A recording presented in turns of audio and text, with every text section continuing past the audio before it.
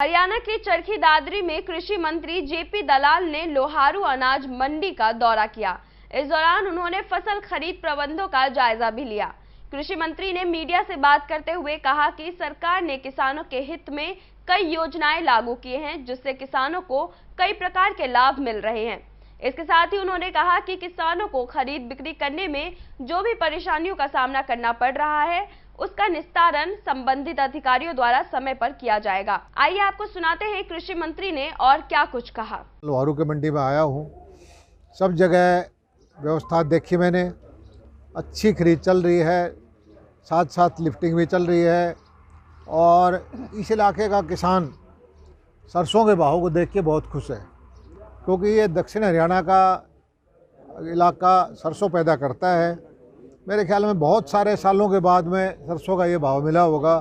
MSP का भाव 450 और किसान की मिल रहा है 5,500, 5600। महेंद्रगढ़ में तो 6,000 की बात भी कर रहे थे। तो हमारी कोशिश यही है कि किसान को हर फसल का एमएसपी से ज़्यादा ऊंचा भाव मिले। हम सरकार का खरीदने का बीच में इंटरफेयर करने का कोई इरादा नहीं है जब तक 450 का भाव ना आए।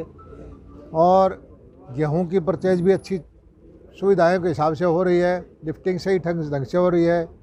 और किसानों के खाते में पहला प्रदेश शुरुआत की है कि 100/100 पैसा, जिसकी फसल पैसा उसका। आड़ती भाई को उसकी आड़त का पैसा और उसकी तुलाई का उतराई का जो उसका बनता है वो हम देंगे। आड़ती भाइयों को हमने पीछे मंडियों में मुख्यमंत्री जी की अध्यक्षता में कमेटी करके जो कंप्लीशन के रोड़े थे, ब्याज बट्टे के रोड़े थे, लगभग 350 करोड़ रुपए हमने आड़तियों के माफ़ किए।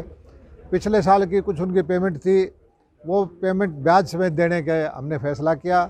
और इस बार मैं हमारे आड़ती भाइयों का भी शुक्रिया अदा करता हूँ कि उन्होंने इस बात की सहमति जताई कि ठीक है भाई, जिसका फसल है पैसा उनके उस खाते में दे दो, हम हमारा लेन देन का हिसाब किताब अपने आप कर लेंगे। और हरियाणा के किसान के लिए हरियाणा सरकार की दुनिया भर की नीतियां हैं, खासकर इन 4 जिलों के लिए माइक्रो इरिगेशन की बहुत सारा हज़ारों करोड़ रुपए की हमने सब्सिडी देने का फैसला कर रखा है। 25 एकड़ से बड़े किसान या 25 एकड़ के क्लस्टर बना के ड्रिप लगवाओ, टैंक बनवाओ, सोलर की लाइट लगवाओ। सरकार की नीति के अनुसार पानी बचाने की जो हमारी नीति है। और जो हमारा ये इलाका है, इसमें हम अरंड की खेती के लिए, क्योंकि अरंड को एक तो ये हमारे जो बेसहारा पशु हैं ये अरंड को नहीं खाते, और अरंड की हम यहाँ परचेज भी खुलवाएंगे। और अरंड के पत्ते से खाद भी लगती है और 2-3 पानी में अरंड हो जाता है, तो उसकी स्कीम भी हम लेके आ रहे हैं। यहाँ गिगनाऊ में बहुत ही उत्कृष्ट एक सेंटर बनाएंगे, जिसमें खजूर की खेती की सिखाएंगे, अमरूद की खेती की सिखाएंगे, या नींबू की बागवानी के लिए हम सेंटर बनाएंगे। और हमारा लक्ष्य ये है कि किसान को या किसान के बच्चों को रोज़गार के साधन गांव में उपलब्ध हों, फसलों का विविधीकरण हो और हमारा इलाका खुशहाल हो। भिवानी और दादरी जिले के अंदर चकबंदी के जो गांव चली हुई है ऑनलाइन नहीं हुई है फसलें, वो सब अधिकारियों को, डिप्टी कमिश्नर को, हमारे ऊपर के अधिकारियों ने आदेश दे दिया। मेरे पास उसकी लेटर की कॉपी भी है। अधिकारी हर गांव के अंदर 2-2 कर्मचारी बैठाएंगे और उनकी जो फसल बिक्री की व्यवस्था कराएंगे। किसी भी किसान की फसल बिकने की में कोई कमी नहीं छोड़ी जाएगी।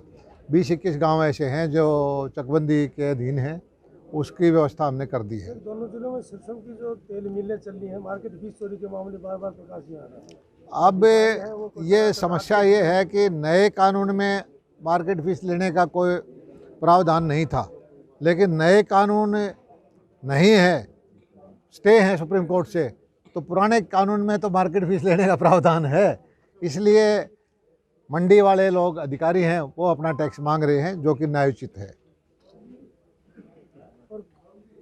कोविड-19 अपना असर और दिखाने लग गया है, शिक्षण संस्थान बंद किए जा रहे हैं, बाकी और सब कुछ खोला जा रहा है।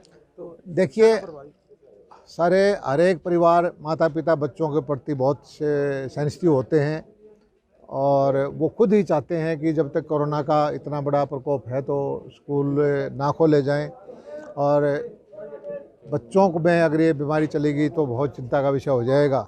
ये सेकंड वेव आई है, ये पहली से भी ज़्यादा घातक है और हम सबको खासकर मंडियों में भी हम सैनिटाइज़र की व्यवस्था कर रहे हैं, मास्क की व्यवस्था कर रहे हैं और किसान भाई भी हमारा सहयोग कर रहे हैं और जो धीरे धीरे हमारी जो है इकोनॉमी को भी चलना है, आर्थिक स्तर को भी सुधारना है, खेतीबाड़ी के काम को भी चलाना है, समाज के सारे भाइयों का साथ लेके हमें देश को आगे बढ़ाना है और कोरोना का इलाज यही है कि 2 गज की दूरी, मास्क, सैनिटाइज़र का उपयोग और अब जो वैक्सीन आ गई है, मैंने भी वैक्सीन लगवा ली है, इसका कोई दुष्प्रभाव नहीं। पिछली बार जब वैक्सीन लगवा के 10 घंटे गाड़ी में रहा, कोई थकावट भी नहीं हुई। तो ये वैक्सीनेशन का काम जो है 11 से 14 तक जो हमारे प्रधानमंत्री जी ने कहा है कि एक युद्ध स्तर पर वैक्सीनेशन का काम करें, उसी से हम कोरोना से जीतेंगे। और 10 करोड़ के आसपास वैक्सीनेशन हमारे देश में हो चुकी है, जो बहुत सारे दुनिया के आधे देशों की आबादी से तो ज़्यादा है। तो इस तरह से ही हम वैक्सीनेशन करके अपने देश को कोरोना मुक्त करेंगे। किसान आंदोलन के बारे में बताएं। देखिए, मेरे विभाग का काम तो कृषि और किसान कल्याण है। हरियाणा सरकार, भारत सरकार किसानों के कल्याण के लिए कुछ भी चीज़, कोई भी फैसला लेने के लिए तैयार है। और समस्या एक है कि डर दिखा के कुछ भाई आंदोलन करते हैं। डर क्या दिखाया कि एमएसपी नहीं रहेगी, जबकि सच्चाई है कि एमएसपी पे खरीद हो रही है। डर ये दिखाया कि मंडियाँ टूट जाएंगी। मंडियाँ हम टूटने के बजाय और बना रहे हैं। 7,000 करोड़ की गन्नौर की मंडी, एप्पल की मंडी, फूलों की मंडी, मसाले की मंडी या अनाज की मंडी, नई मंडियाँ बना रहे हैं। एक डर दिखाया गया है कि धरती चली जाएगी। मुझे तो पूरे हरियाणा में किसी का एक भी गया हो लगता नहीं है। आंदोलन करें, मांग रखें, लेकिन मुझे लगता है कि ये आंदोलन कुछ राजनीतिक पार्टियों ने हथिया लिया है। किसान के कंधे पे बंदूक रख के चला रहे हैं, किसान को डरा के आंदोलन करना चाहते हैं, जबकि धरातल पर स्थिति यह है कि किसान 99% किसान अपने खेतों में व्यस्त है और जो भाव मिला है सरसों उससे खुश है, संतुष्ट है। जो मंडियाँ चल रही हैं उससे संतुष्ट है। जो पैसा आ रहा है सीधा उससे संतुष्ट है। और मेरी फिर भी जो आंदोलनकारी भाई हैं उनसे प्रार्थना है कि भारत सरकार बातचीत के माध्यम से आपको आमंत्रित करके आपकी कोई भी मांग अगर वो रहती है, उसका फैसला करना चाहती है, आप इसमें सहयोग करें। 14 अप्रैल की कार्यक्रम सरकार रद्द कर दी है, जो बाबा भीमराव अम्बेडकर के जयंती पर कार्यक्रम आयोजित होने थे। 14 अप्रैल को हम सरकारी तौर पर बहुत सारे कार्यक्रम करते आए। गुरु नानक जयंती, वाल्मीकि जयंती या रविदास जयंती, बाबा साहब अम्बेडकर, भीमराव जी के उनकी जयंती।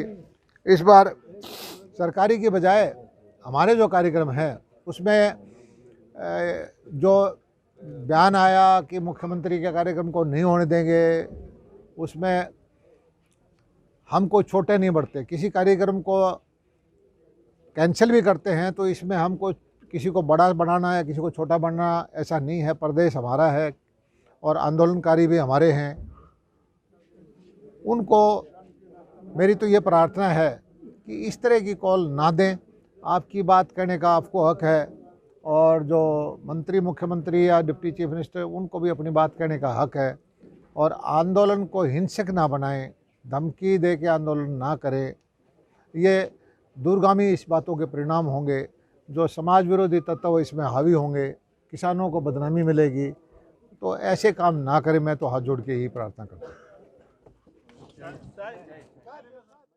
100% प्लेसमेंट के साथ हम देंगे आपको मौका। Live 24 media institute, admission open. Registration के लिए कॉल करें 9560464170।